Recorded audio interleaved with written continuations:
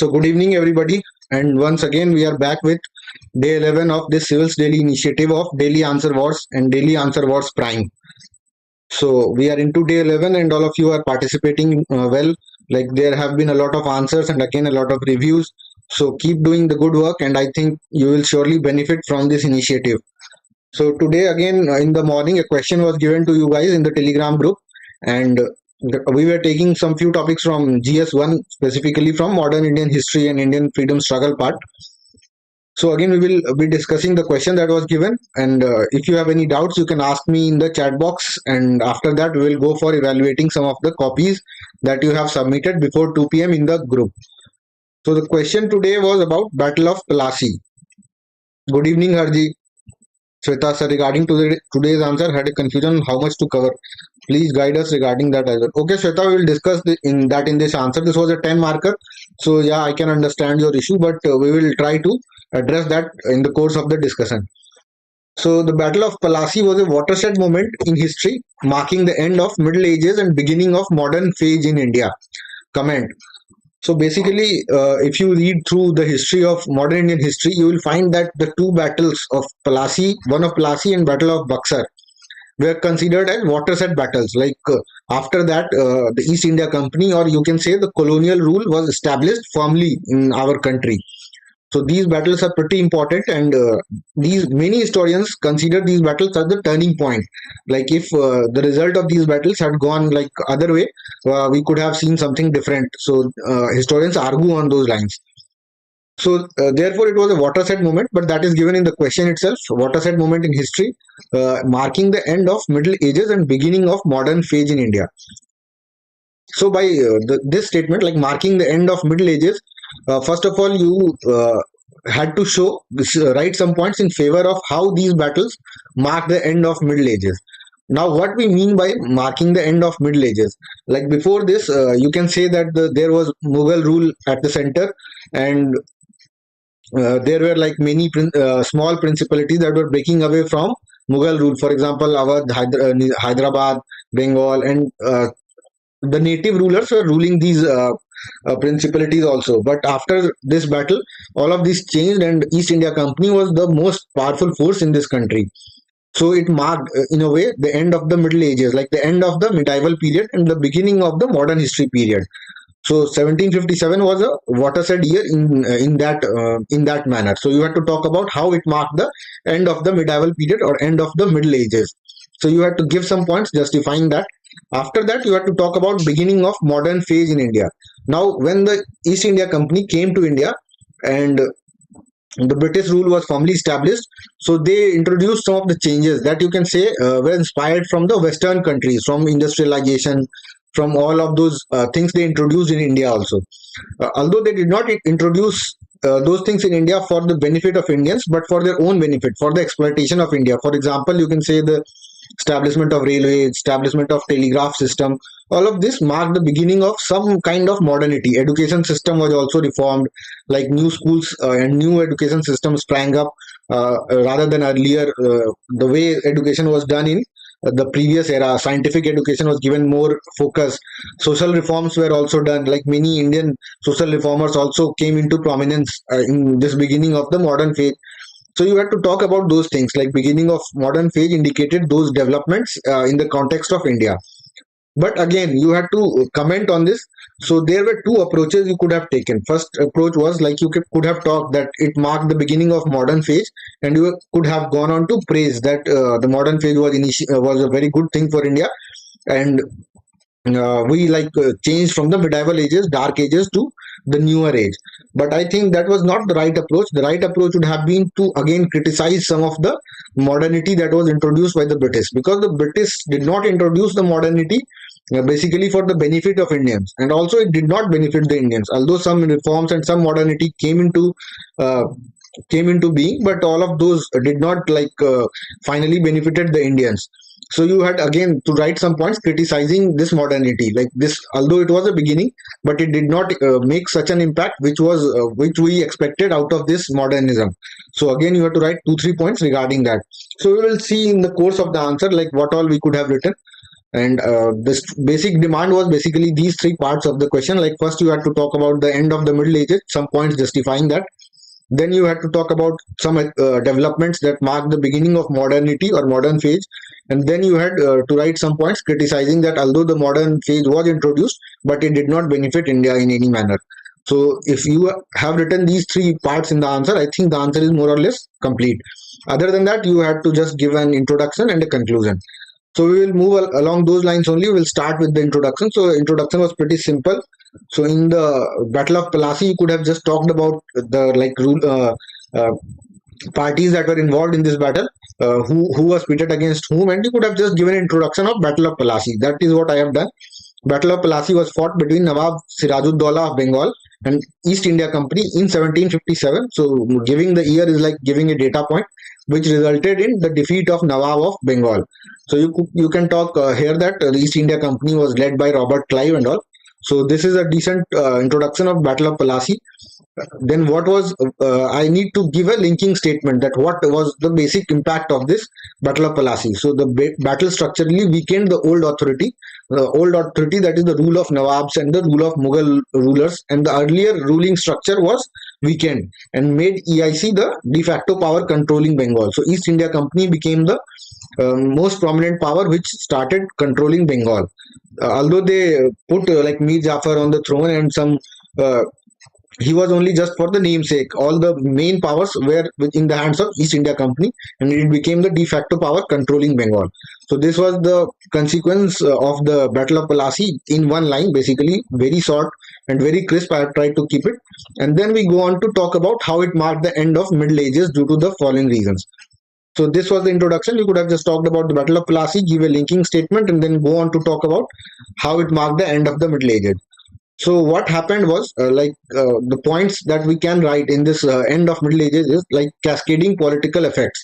Now after the Battle of Plassey, we see the Battle of Buxar was also there. Nawab of Awadh, Bengal, and Mughal Emperor and fought at the Battle of Buxar, and it both these battles combinedly marked a start of subjugation of the entire subcontinent. So you can say that these two battles were most important in that period, and it had cascading political effects.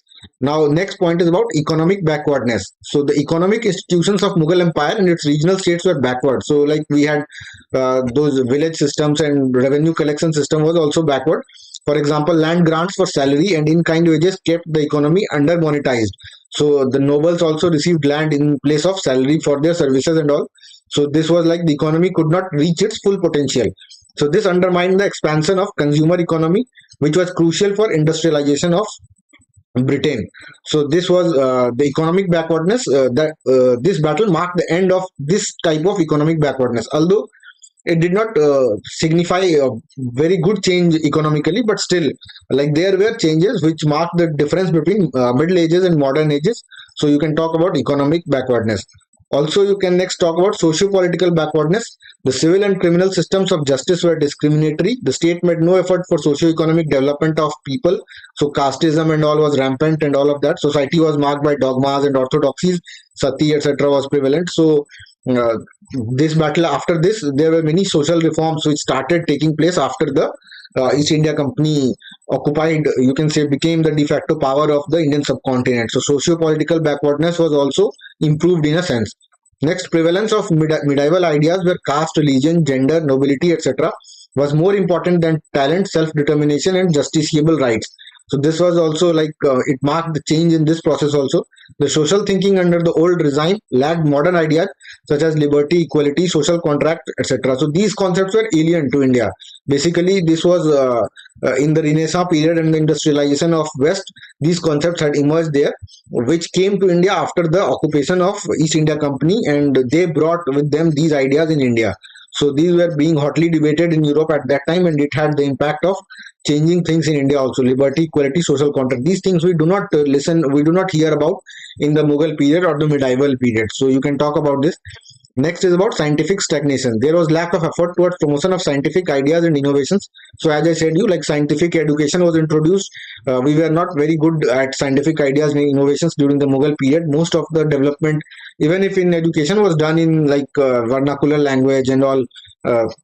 Regional subjects. So there was a change in how education was imparted. For example, mode of transportation and industrial production were obsolete. So most of the population depended on agriculture. So industrial production was also not there.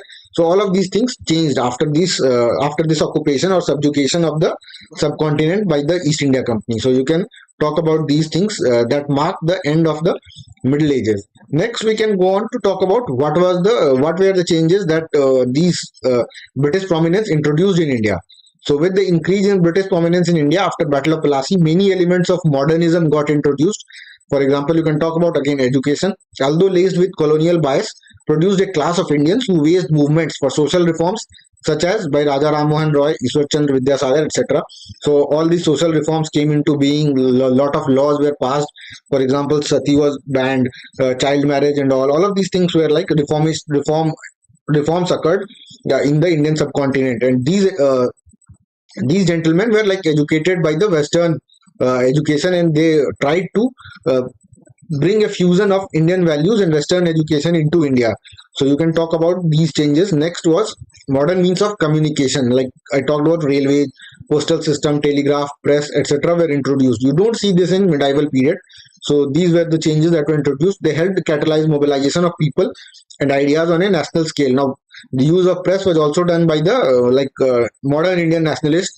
So they did the use of press, established a lot of newspapers, edited them, founded them, and through it they started propagating national consciousness. So and it also helped in our national struggle, and the masses were awakened by these things. So you can talk about these modern system of communications. Next, we can go on to talk about codification of laws. For example, introduction of modern bureaucracy. You can also talk about judiciary here. So all of these, like what we see in India, was the product of the British system. So these things happened. Codification of laws took place. Modern bureaucracy came into existence, not in the form that we see today, but you can say that the seeds of these things were established in those times only. Ideas such as separation of powers led to development of uniform administration through the country. So you can talk about these modernities next, but you need to keep a balance. So since you are asked to comment means giving your own opinion.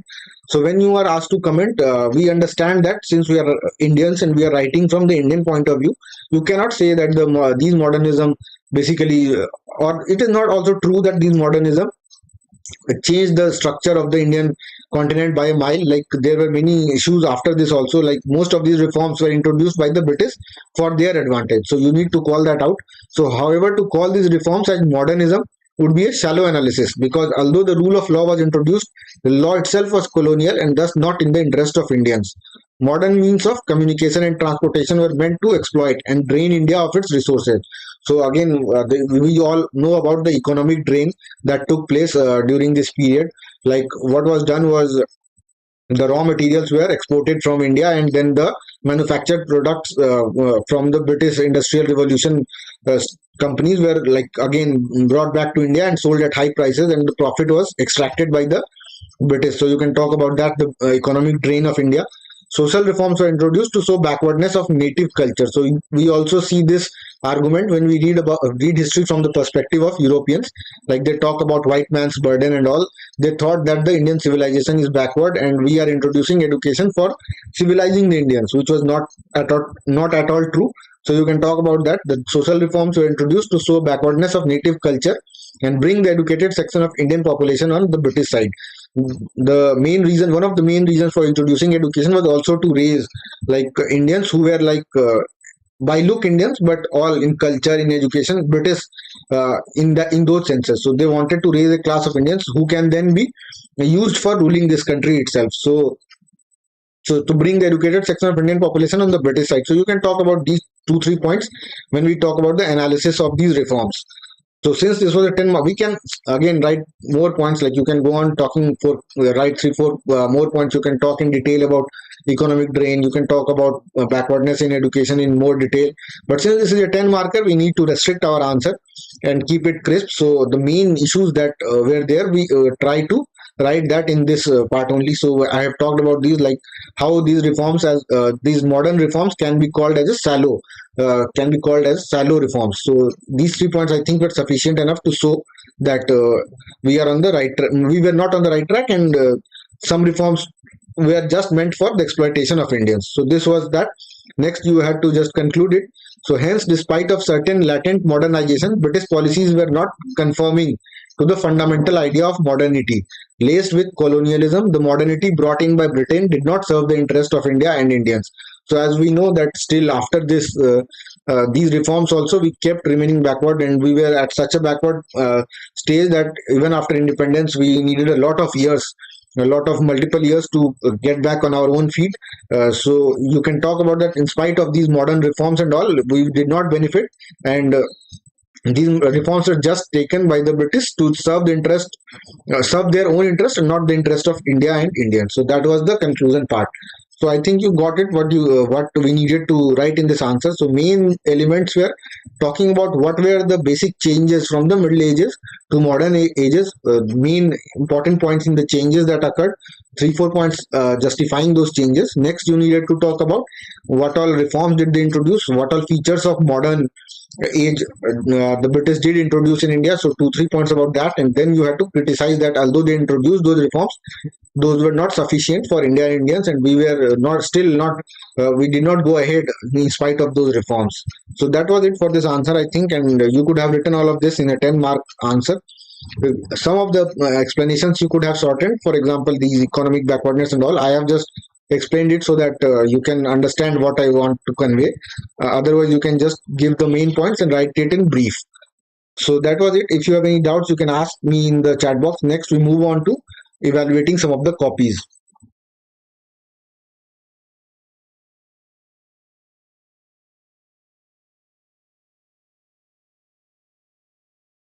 Savez, hello. Nisha, good evening. Sir, are these previous year questions or practice questions? Actually, some questions are previous year questions only. We are trying to cover the important topics, like most important topics that can be probably asked in the next year mains. Shweta sir, under each heading of modern page only, I mentioned the motive of British behind it. Can we do that, or doing it separately is better? As I was thinking of word limit as well.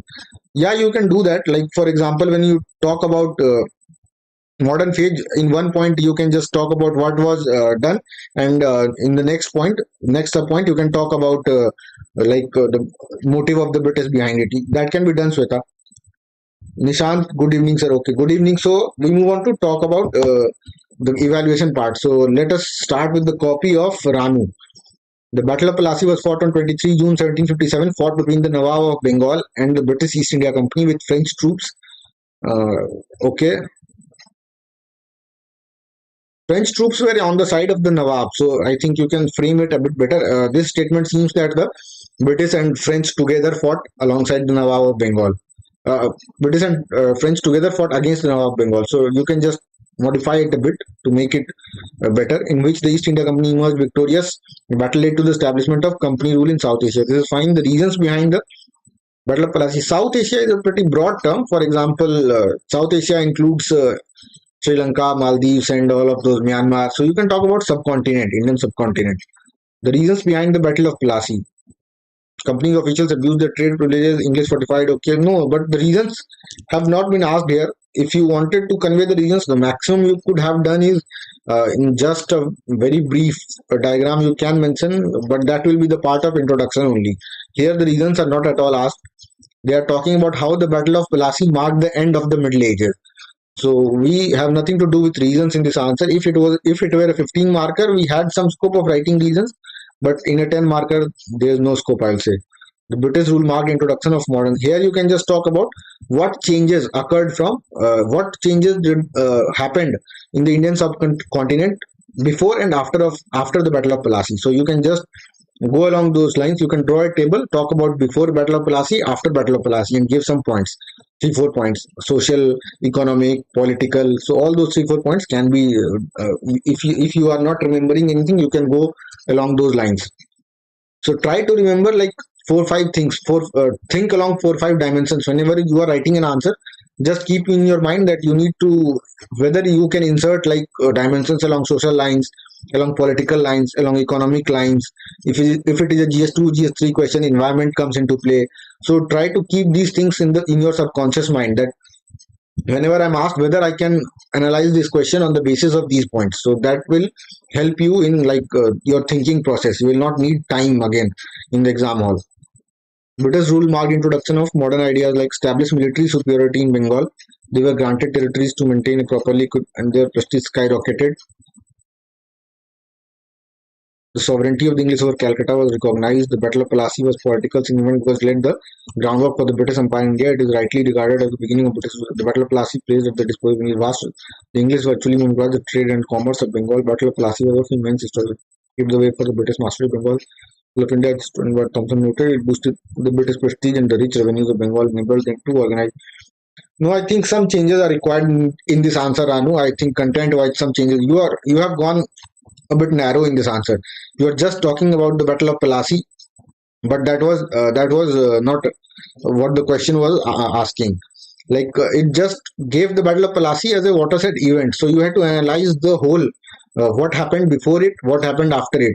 So how the Battle of Plassey, we can say the beginning of modern Indian history. So we have a book called From Plassey to Partition, so you can understand the importance of the Battle of Plassey from there also. So this marked the beginning of, you can say, the modern Indian history. So 1757 to 1947 is the period of Indian history which is marked as modern Indian history. So you can talk about the broad changes that happened after the Battle of Plassey. You can go on to talk about changes in transportation, changes in communication system, changes in education, socio-economic changes like social reforms and all. So you talk about those things and then go on to criticize a bit. So I think there are some improvements which you need to do in this answer content-wise. Introduction is good and these reasons and all are not required. So I'll post the PDF of the answer. You can go through it once and then you will understand that what I'm trying to convey. Here also in the concluding part, you are basically repeating your points. For example, you have talked about Battle of Plassey was very important and virtually monopolized the British rule. And again, after that, same thing is said in these two three lines that was of immense historical importance and it paved the way for British mastery. So no need to repeat points. In conclusion, you can mention this conclusion and that should be enough. But before that, go on to talk about what all changes took place in India after the Battle of Plassey. Go a bit broad in this answer.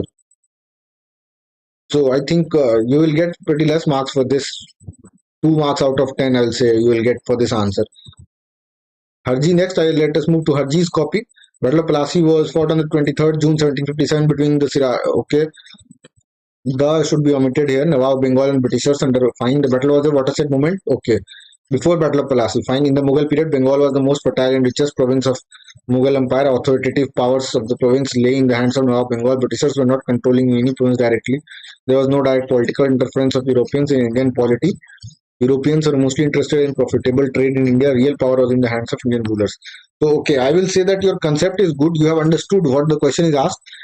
For example, you have understood that we need to talk about the changes that happened after Battle of Plassey from before Battle of Plassey. But you have again, you can go a bit broad in the content, like you can think along different dimensions, think along social dimensions. What was the social structure before Battle of Plassey in India, and after Battle of Plassey? What was the economic structure before Battle of Plassey, and after it? What was the political structure before? So most of your points are related to political structure. So you can talk about that in one point and go for talking about more dimensions: social, political, economic, and all of those can be mentioned in 3 4 points here. Although your concept is good, like you have understood what the question is asking. In the Battle of Plassey, Siraj-ud-Dowla was defeated by Britishers. He was captured and murdered by Clive forged a secret alliance. So no, you don't need to write these things. Like Battle of Plassey has not been asked, so you can avoid this part. We have already talked about English victory in the introduction, so that is enough.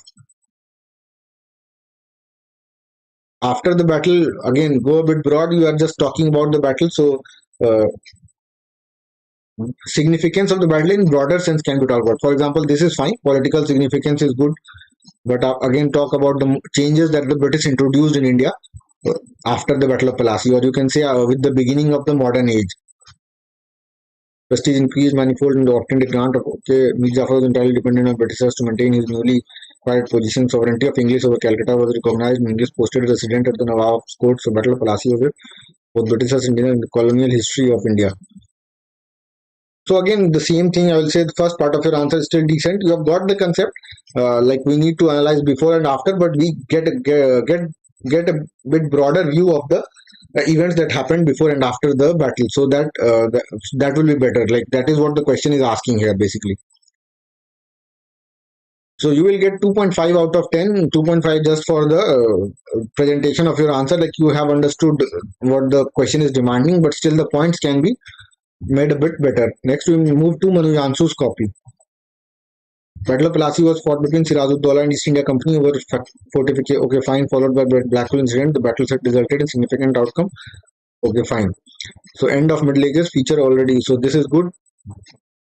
Immediate consequences, although not required, but still, if you are, let me see whether you have written other things. Fractured already, weakened Mughal Empire. This is fine. End of sovereignty, fine, okay. Weakness of other European contenders is also good. Decline of social levels. So at least you have talked about other dimensions. Economic changes can also be mentioned here. So still, again, you have got the concept right, and the points are all Macaulay's system would dispatch. So after writing this part, you can go for talking a bit about like criticizing that these reforms were not enough from Indian point of view. Like since we need to comment, so comment is basically your own opinion, like what you think about what all these modern reforms did for India. So we need to criticize it also a bit because these modern reforms were not sufficient and India suffered in spite of these reforms and suffered a lot. So you need to criticize that although the reforms were taken, but this did not suffice. Like this was mostly done for the exploitation of Indian people. So if you add that part, that your answer will become a bit more perfect. Battle of Plassey not only handed over vast resources of Bengal in the hands of British. So this is fine. Conclusion is decent enough. So in place of this immediate consequences, you can go for writing about the criticism of the modern changes that the British introduced with the Battle of Plassey. So that will make for a better answer.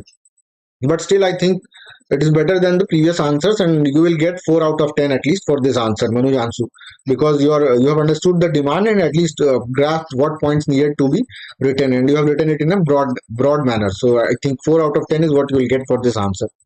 Next, we move to Sahiba's copy.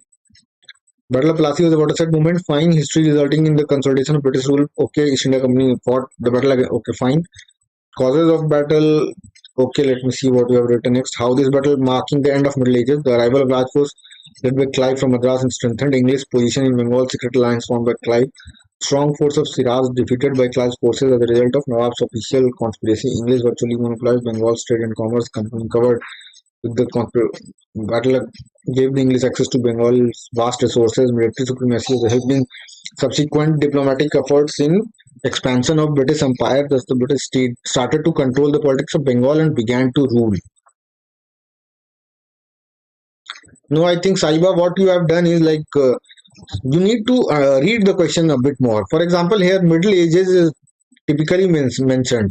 Like all of the things that you have written are about modern age only. Like arrival of English was not the Middle Age. You can say the Middle Age most important event in Middle Age was the rule of Mughals and all Sultanate period Mughals. So you need to give broad points on how this change happened from Middle Ages to the modern ages. What all changes, major changes took place.